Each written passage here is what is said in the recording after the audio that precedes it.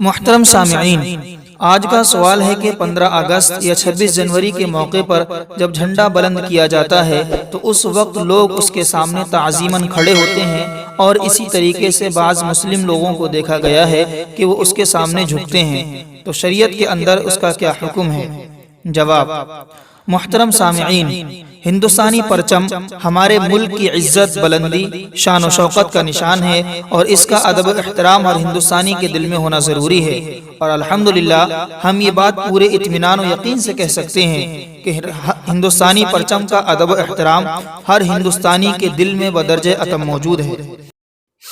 اور رہا سوال کا جواب، تو وہ یہ ہے کہ 15 اگست کے موقع پر یا اس سے پہلے جھنڈا لہرانا، جھنڈا بلند کرنا یا ترنگے کی ریلی نکالنا وغیرہ خرافات سے بچتے ہوئے درست ہے، یعنی میوزک، مخلوط ریلی وغیرہ، کیونکہ یہ سب رسمی، حکومتی اور عرفی اعمال ہیں، یہ شرعی عمل نہیں ہیں، اور کوئی بھی شخص ان اعمال کو شریعت کا جز سمجھتے ہوئے انجام نہیں دیتا ہے۔ اور اسی طریقے سے ایسے موقع پر کوئی ایسا عمل کرنا جس سے جھنڈے کی غیر معمولی تعظیم ظاہر ہو، جیسے کہ اس کے سامنے جھکنا، ہاتھ جوڑنا وغیرہ، یہ عمل درست نہیں ہے،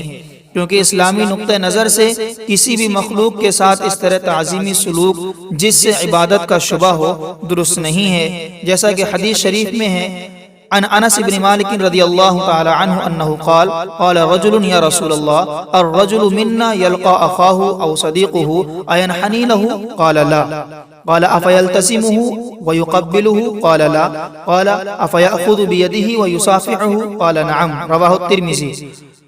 انس بن مالک رضی اللہ تعالیٰ عنہ سے روایت ہے، وہ فرماتے ہیں کہ ایک آدمی نے اللہ کے نبی صلی اللہ علیہ وسلم سے معلوم کیا، یا رسول اللہ، ہم میں سے کوئی شخص جو اپنے بھائی سے ملاقات کرتا ہے یا کسی دوست سے ملاقات کرتا ہے کہ وہ اس کے سامنے جھک جائے؟ اللہ کے نبی صلی اللہ علیہ وسلم نے فرمایا نہیں۔ اس حدیث کو امام ترمذی علیہ الرحمہ نے بیان کیا ہے، حدیث نمبر 2728۔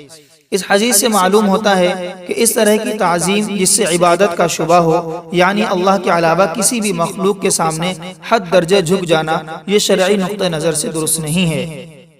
محترم سامعین، مزید اطمینان قلب کے لیے آپ دیکھ سکتے ہیں استاذ محترم فقیہ العصر حضرت مولانا خالد سیف اللہ رحمانی دامت برکاتہم کی کتاب کتاب الفتاوی، جلد نمبر 1، صفحہ نمبر 281۔